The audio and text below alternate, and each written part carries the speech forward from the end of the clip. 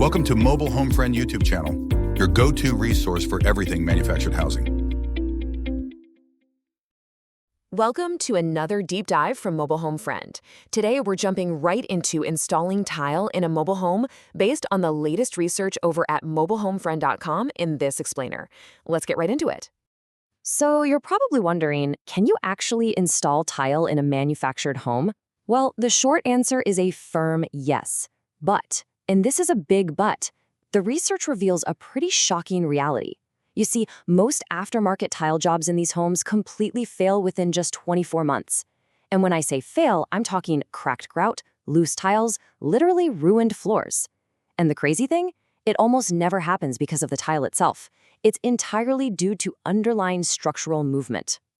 To wrap our heads around why this happens, we really have to look at this strict engineering standard called L/360 deflection. Think of it like this.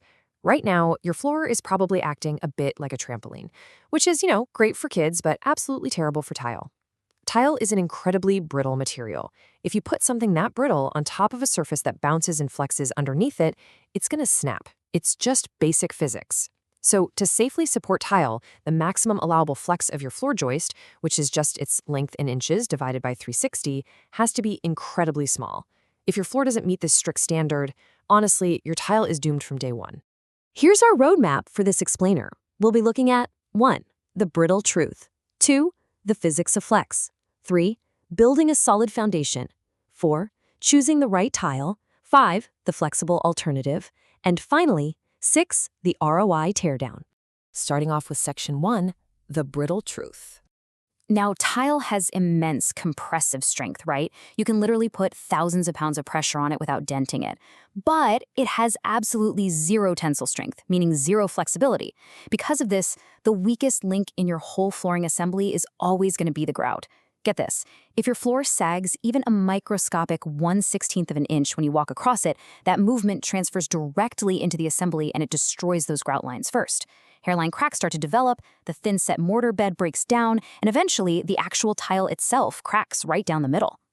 And that brings us to the subfloor. A lot of older mobile homes feature 5/8" particleboard subfloors. Listen, a crucial takeaway here is that you really want to avoid tiling over factory particleboard. Particleboard is essentially just compressed sawdust and resin. The second it gets wet, it swells up and loses all its structural density. Tiling over it is literally like trying to build a heavy stone fortress on top of a soggy sponge. It will absolutely fail, no doubt about it. Moving on to section 2, the physics of flex. So, the really important point here is understanding the fundamental difference between these types of structures. A traditional site-built home is engineered to be static and rigid.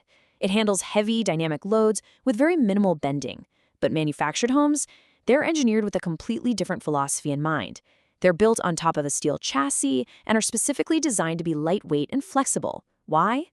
So they can survive the high-vibration environment of highway transportation without literally tearing themselves apart. They just aren't over-engineered for stiffness right out of the factory.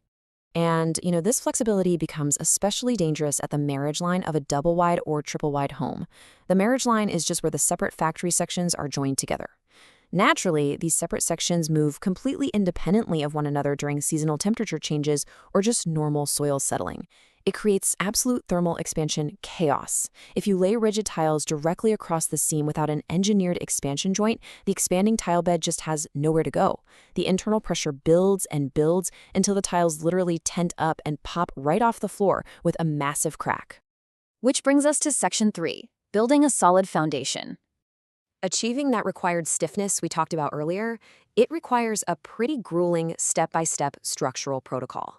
First off, you have to completely excise, cut out entirely, any damaged subfloor all the way back to the joists. Second, you reinforce those floor joists by sistering new lumber directly alongside them. Third, you install solid 2x6 perpendicular wood blocking between the joists, about every 4 feet. This locks the framing together and eliminates any lateral twisting. And finally, you add a secondary underlayment layer, making sure to stagger the seams. Look, it's a massive amount of work, but it really is the only way to eliminate that bounce. While we're on the topic of foundations, we need to completely bust a massive DIY myth regarding cement backer board. Consider this myth busted. Slapping down a half-inch of Durock or Hardy backer does not magically transform a bouncy floor into a rock-solid platform.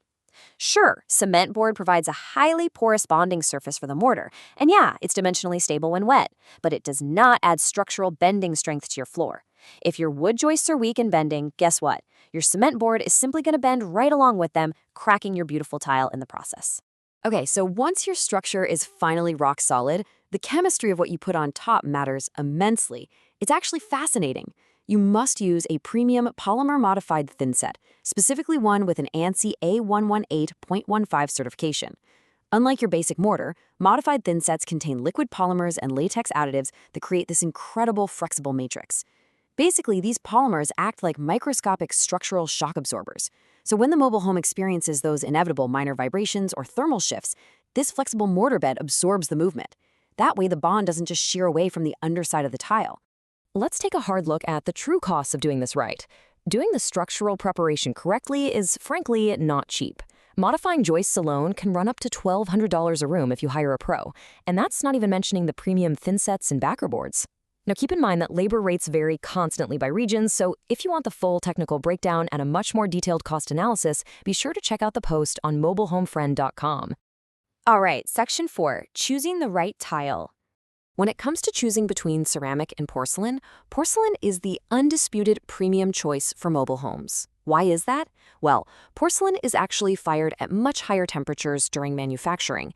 This makes it far denser, significantly harder, and honestly, nearly impervious to water absorption compared to standard ceramic. Because of this extreme density, porcelain just handles dynamic loads and thermal expansion so much better, making it highly recommended if you want long-term durability in these environments. So, as you plan your project, you've got to be strategic about exactly where you place this heavy, rigid material. The absolute optimal rooms for tile are small bathrooms, entryways, and reinforced laundry rooms. Basically, you want to stick to small footprint rooms where the floor joist spans are short and just naturally stiffer. You should strictly avoid large, expansive spaces like open living rooms. Those wide open spaces have long, unsupported joist spans that naturally bounce, which just creates massive structural stress points for a rigid tile installation. Now for Section 5, the flexible alternative. Listen, if you just don't have the budget, or let's be real, the time to tear apart your entire subfloor to meet that strict L360 standard, thankfully there is a smarter, much less agonizing path. Luxury vinyl plank, or LVP. For manufactured homes, this is the absolute best alternative on the market. It gives you incredible aesthetic appeal, it's 100% waterproof, making it perfect for kitchens and bathrooms, and most importantly, it's flexible. If your mobile home floor flexes or shifts during those seasonal changes, LVP gracefully contours to the movement without taking any structural damage whatsoever. Honestly, it's a huge relief. Finally, Section 6, the ROI teardown. This number right here is the absolute mic drop, $28,327. That represents the 10-year net worth difference of choosing LVP over porcelain tile. Because LVP doesn't require tearing apart your subfloor and sistering joists, the upfront capital savings are just massive. If you take those initial savings and invest them in a standard index fund over a 10-year holding period while simultaneously avoiding the localized structural repairs that always come with a cracking tile floor, your net worth trajectory increases by over 28 grand. And when it comes time to sell, real estate data shows buyers pay zero premium for tile over high-quality LVP in manufactured homes. All of this math is detailed further on the Mobile Home Friend website, by the way.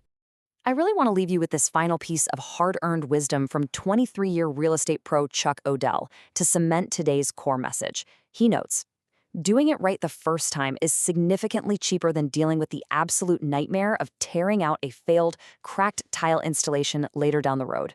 A stiff, rock-solid subfloor assembly is infinitely more important than the color or cost of the tile you put on top of it.